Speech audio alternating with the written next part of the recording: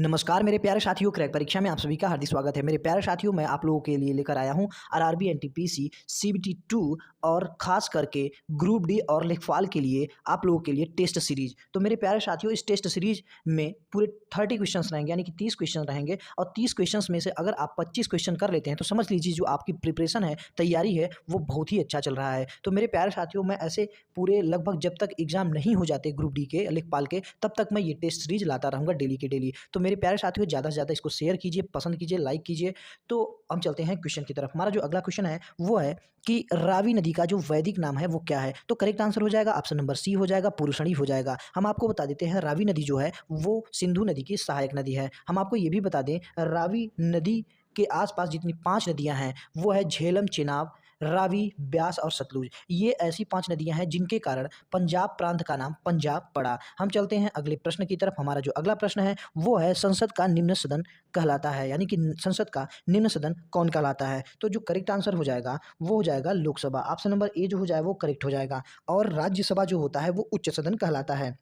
हम चलते हैं अगले प्रश्न की तरफ। हमारा जो अगला प्रश्न है वो ये है कि माइकल डायर की हत्या किस वर्ष की गई थी। तो करेक्ट आंसर हो जाएगा 1940 ईस्वी में। ऑप्शन नंबर सी जो हो जाएगा वो करेक्ट हो जाएगा। हम आपको ये बता देते हैं कि 1940 में उधम सिंह ने माइकल ओ डायर को हत्या की थी। हम आपको ये बता दें, ये वही माइकल ओ डायर है जिसने 13 अप्रैल 1919 में जलियांवाला बाग हत्याकांड करवाया था। इसी के आदेश पे वहाँ पर बहुत गोलीबारी चली थी और बहुत लोग जलियांवाले बाग में मारे गए थे। हम चलते हैं अगले प्रश्न की तरफ है कि शारदा अधिनियम किससे संबंधित है। तो जो करेक्ट आंसर हो जाएगा ऑप्शन नंबर बी हो जाएगा, बाल विवाह से। हम आपको ये बता देते हैं कि पहले के समय में लड़कों का और लड़कियों का बचपन में ही शादी कर दिया जाता था। तो फिर नियम बनाकर ये कर दिया गया कि लड़कियों की शादी 14 वर्ष की आयु में और लड़कों की 18 वर्ष की। लेकिन उसके बाद भी संशोधन किया गया। उसके बाद कह दिया गया, नियम बना दिया गया कि लड़कियों की जो आयु 18 वर्ष की होगी तब उसकी शादी होगी और लड़कों की 21 कर दिया गया। लेकिन अभी हाल ही में हाई कोर्ट ने, मतलब सुप्रीम कोर्ट ने ये आदेश दिया है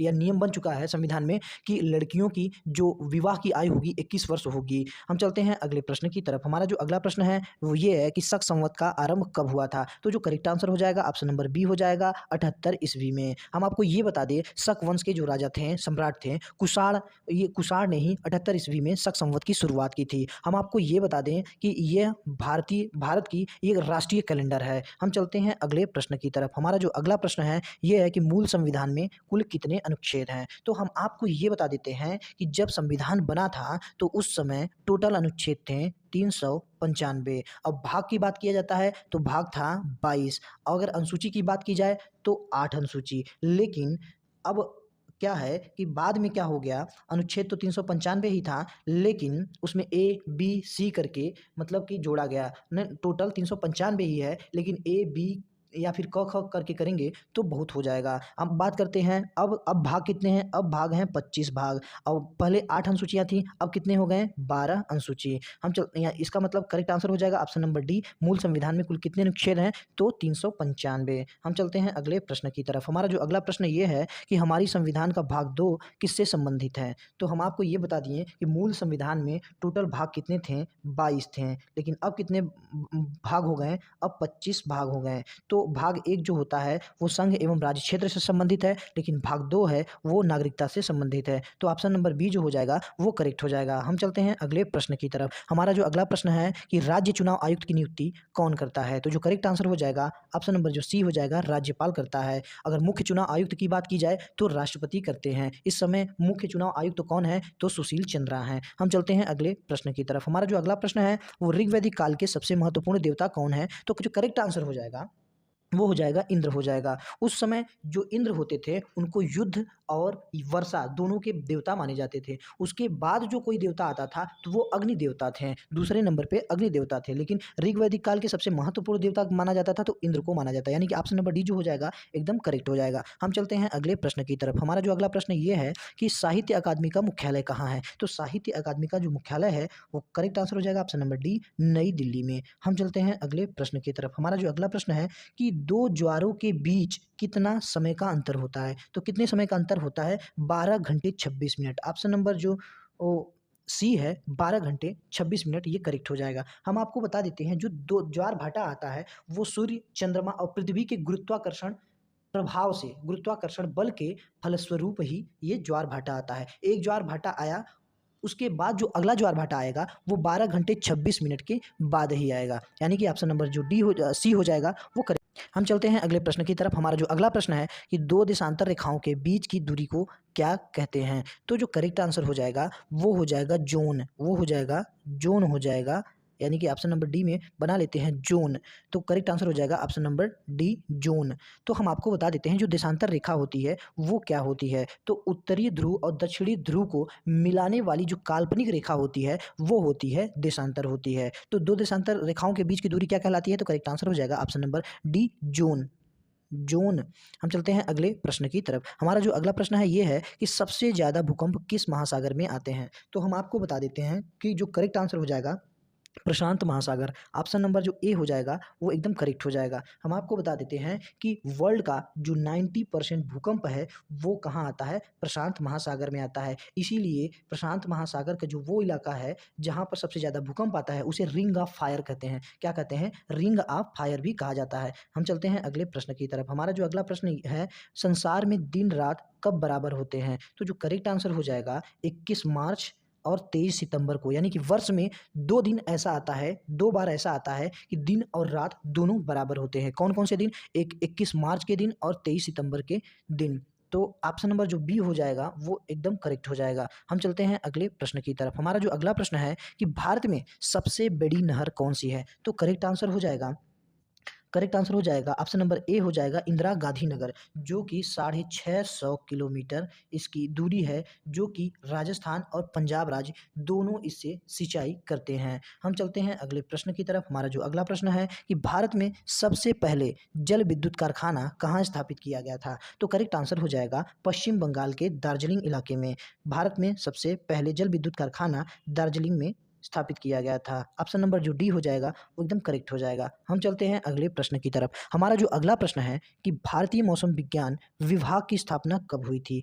तो करेक्ट जो आंसर हो जाएगा 1992, यानी कि 1992, 1992 में हुआ था। तो भारतीय मौसम विज्ञान डिपार्टमेंट की जो मतलब हेडक्वार्टर है यानी मुख्यालय है वो कहाँ है? तो न्यू दिल्ली में है। ऑप्शन नंबर ये सी हो जाएगा 1992, ऑप्शन नंबर सी करेक्ट हो जाएगा। हमारा अगला प्रश्न है कि कोलकाता स्टॉक एक्सचेंज की स्थापना कब हुई? तो करेक्ट आंसर हो जाएगा 1908 ईस्वी में, 1908 ईस्वी में। हम आपको ये बता दें जो कोलकाता स्टॉक एक्सचेंज है वो भारत का सबसे पुराना स्टॉक एक्सचेंज है और ये दक्षिण जो एशिया है उसका सबसे पहला स्टॉक एक्सचेंज है।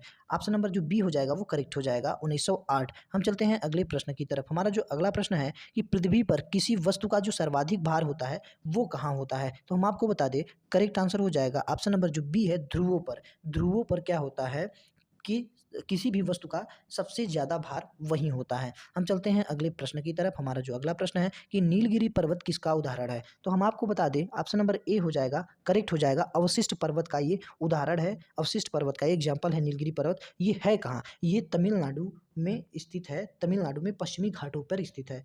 तमिलनाडु में पश्चिमी घाटों पर स्थित है नीलगिरी पर्वत और ये अवशिष्ट पर्वत का एग्जाम्पल है। हम चलते हैं अगले प्रश्न की तरफ। हमारा जो अगला प्रश्न है कि भूमध्य सागरीय कुंजी कौन कहलाती है? तो हम आपको ये बात बता देते हैं कि भूमध्य सागर का जो द्वार होता है वो जिब्राल्टर कहलाता है। लेकिन अगर पूछे कि भूमध्य सागरीय कुंजी कौन कहलाता है तो करेक्ट आंसर हो जाएगा ऑप्शन नंबर ए हो जाएगा जिब्राल्टर जल संधि भूमध्य सागरीय कुंजी कहलाता है। हम चलते हैं अगले प्रश्न की तरफ। हमारा जो अगला प्रश्न है कि विश्व में सोने की खान कहाँ पर स्थित है? तो हम आपको ये बता देते हैं विश्व में सबसे बड़ी सोने की खान, सबसे बड़ी सोने की खान कहाँ पर स्थित है? तो साउथ अफ्रीका के किम्बरले में, साउथ अफ्रीका के किम्बरले में। ऑप्शन नंबर जो डी हो जाएगा वो करेक्ट हो जाएगा। हम चलते हैं अगले प्रश्न की तरफ। हमारा जो अगला प्रश्न है कि भारत में किस राज्य में चंदन के वृक्ष सर्वाधिक पाए जाते हैं? तो हम आपको बता दें विश्व में चंदन का जो वृक्ष होता है वो कहीं नहीं पाया जाता, केवल अपने भारत देश में कर्नाटक राज्य में ये पाया जाता है और इसमें बहुत सारे एंटीसेप्टिक प्रॉपर्टी पाई जाती है जो कि बहुत ज़्यादा मेडिसिन में यूज होता है। इसलिए इस वृक्ष की जो उपयोगिता होती है बहुत ज़्यादा होने के कारण इसकी जो कॉस्ट होती है बहुत ज़्यादा हो जाती है, इसीलिए इसकी डिमांड बहुत ज़्यादा है। और इसका हाल ही में वो मूवी रिलीज़ हुई है पुष्पा, तो पुष्पा में यही चंदन के वृक्ष की मतलब पूरी कहानी थी। तो ऑप्शन नंबर क्या हो जाएगा? बी जो हो जाएगा करेक्ट हो जाएगा। कर्नाटक। हम चलते हैं अगले प्रश्न की तरफ। हमारा अगला प्रश्न है कि शिव समुद्रम जलप्रपात किस नदी पर बना है? तो करेक्ट आंसर हो जाएगा ऑप्शन नंबर सी हो जाएगा, कावेरी नदी पर। हम चलते हैं अगले प्रश्न की तरफ। हमारा अगला प्रश्न है कि बाघ परियोजना की शुरुआत कब हुई थी? तो 1973 यानी कि 1973 ईस्वी में बाघ परियोजना की शुरुआत हुई थी।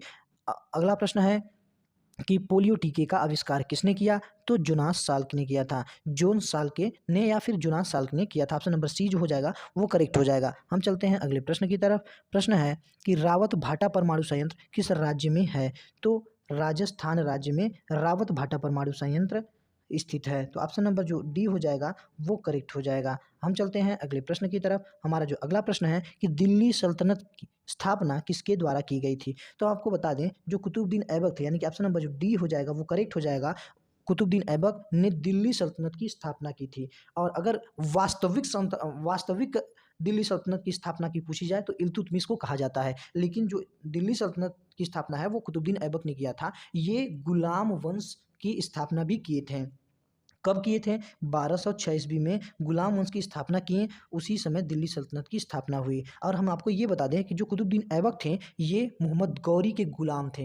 हमारा जो अगला प्रश्न है कि भूमध्य सागरीय जलवायु किसके लिए उपयुक्त है? तो हम आपको ये बता देते हैं जो भूमध्य सागरीय जलवायु होती है उसमें मध्यम वर्षा होती है और इस क्षेत्र में मतलब कि इतना सफिशिएंट वर्षा हो जाती है कि कोई भी जो रस भरी फल होते हैं वो बहुत अच्छे इनका उत्पादन हो जाता है। तो ऑप्शन नंबर जो बी हो जाएगा करेक्ट हो जाएगा। ये फलों के लिए बहुत ही उपयुक्त होते हैं। हम चलते हैं अगले प्रश्न की तरफ। तो हमारा जो अगला प्रश्न है कि अंतरराष्ट्रीय तिथि रेखा कितनी देशांतर को कहा जाता है? तो जो करेक्ट आंसर हो जाएगा ऑप्शन नंबर डी हो जाएगा 180 डिग्री देशांतर। सो फ्रेंड्स इसमें पूरे 30 क्वेश्चंस हैं। आपने जितने सही क्वेश्चन किए हैं उसको कमेंट बॉक्स में कमेंट करके जरूर बताएं और साथ में ये भी बताएं कि वीडियो आपको कैसी लगी। मैं ये test series continuous morning time में लाता रहूँगा और आप ये वीडियो लाइक ज़रूर करें। और अगर हमारे चैनल पे पहली बार विजिट कर रहे हैं तो चैनल को सब्सक्राइब करके बेल आइकन को जरूर दबाइएगा, जिससे नोटिफिकेशन आपको टाइम टू टाइम मिलता रहे। मिलते हैं नेक्स्ट वीडियो में। जय हिंद।